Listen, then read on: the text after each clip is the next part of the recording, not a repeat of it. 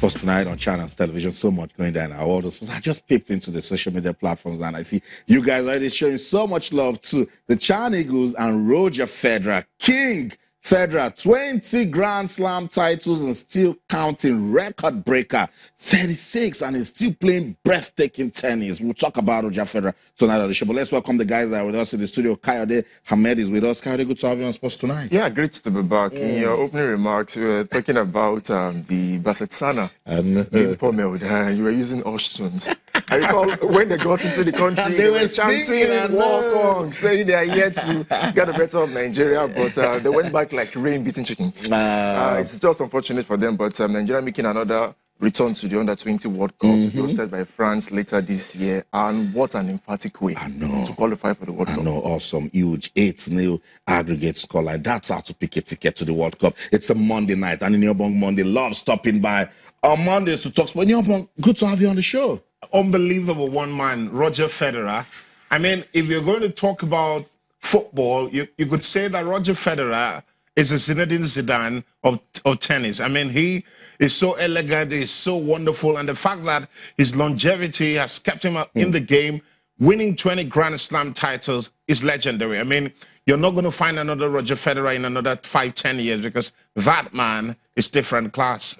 36. He is 36. And he pushed Marin Cilic all the way. Marin Cilic is 29, and we know him for endurance tennis. But Roger Federer, well, there was a time everyone was thinking, is Roger Federer going to lose it? But I mean, that's the word in your book. Is let me borrow legendary performance by the king himself, Roger Federer, 20 and still counting. We'll get to that discussion and we'll talk about it. Yes, let's get on with the show. Now, let's go to Asaba in Delta State. We're getting ready and counting down to the Africa Senior Athletics Championships. That's the Minister for Youth and Sports and the Governor of the state, His Excellency Ifeanyi Okowa. They inspected facilities right there in Asaba to tell us that, guys, we are working. This is the second time, Kayode, and I was seeing works ongoing at the stadium, and it shows the main business. Yeah, certainly. I was listening to the Chairman Local Organizing Committee, Solomon Ogba, last week, and saying that they are meeting the deadlines and getting everything ready towards the Senior African Athletics Championship. Hopefully,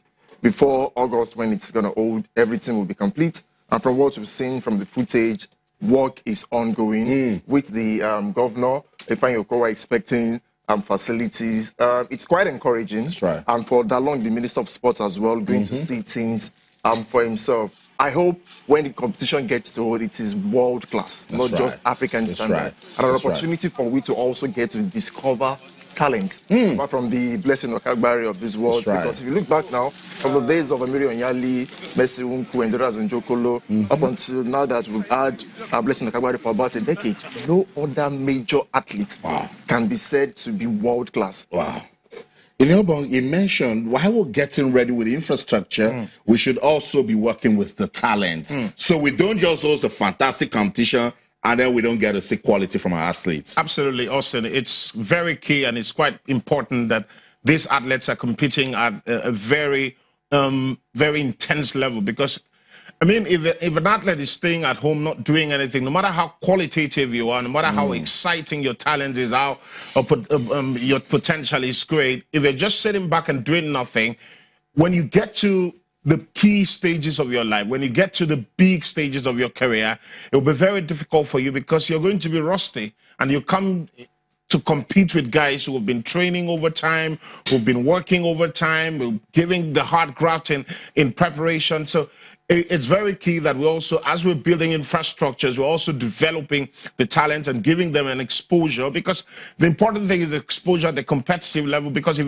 they're not getting it, when the tournaments come around, when the competitions come around, that's where we always look very behind. That's right. So I was glad that they're putting attention on infrastructure because, yes, the world will come, Africa will come to Nigeria and say, oh, they have some good facilities here. It's very, very important. Let's go to Asaba in Delta State. Some talking points emerge from that inspection with the Minister for Youth and Sports and the Governor of the state. Don't go anywhere. Stay with us.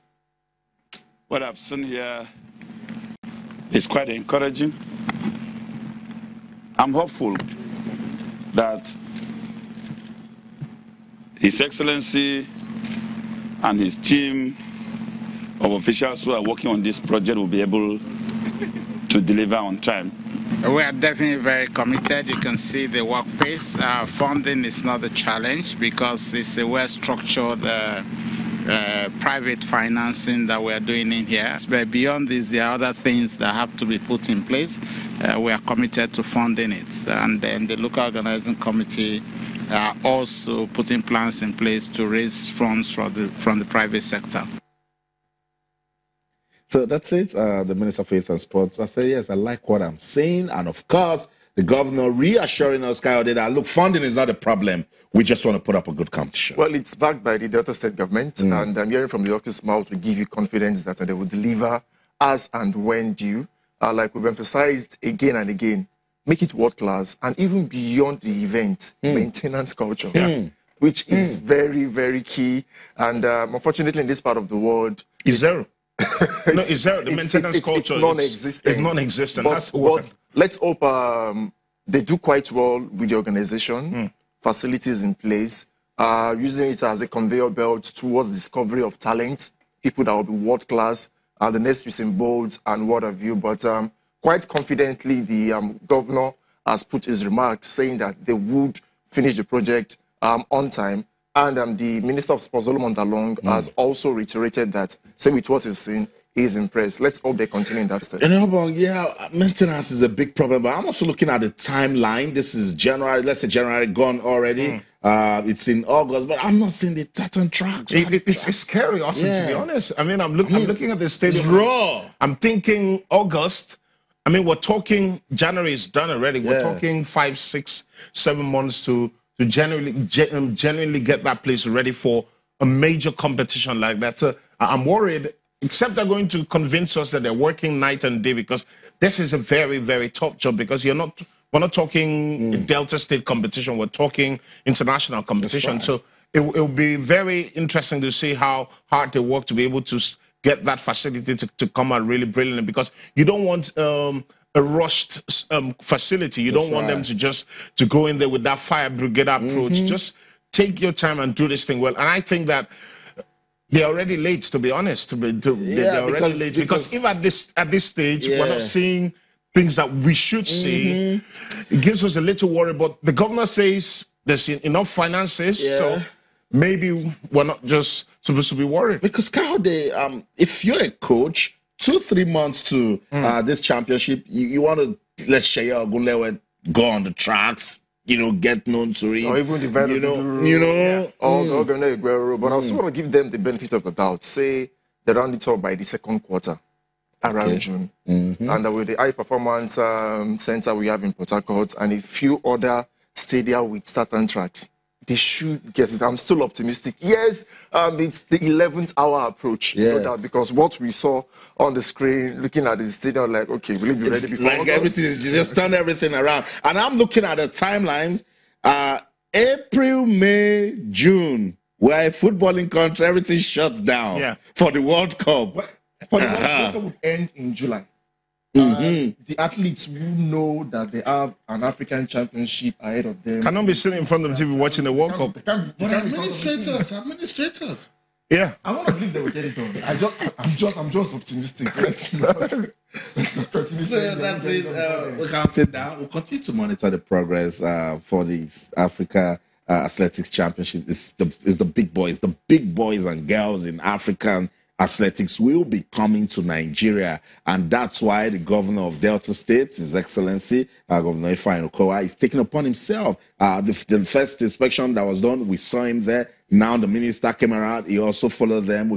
We're beginning to ask questions. He has assured us that funding is not a problem. So hopefully that stadium will be ready. Everything will be fine just in time for the Africa Senior Athletics Championship. Sports Tonight on Channels Television. We're having fun talking sports, and we invite you to be part of the show, particularly as regards the athletics championships. Talk to us. What are the ways that Sabah can put up a good tournament? Let's be part of nation building. Talk to them. They might just listen to you.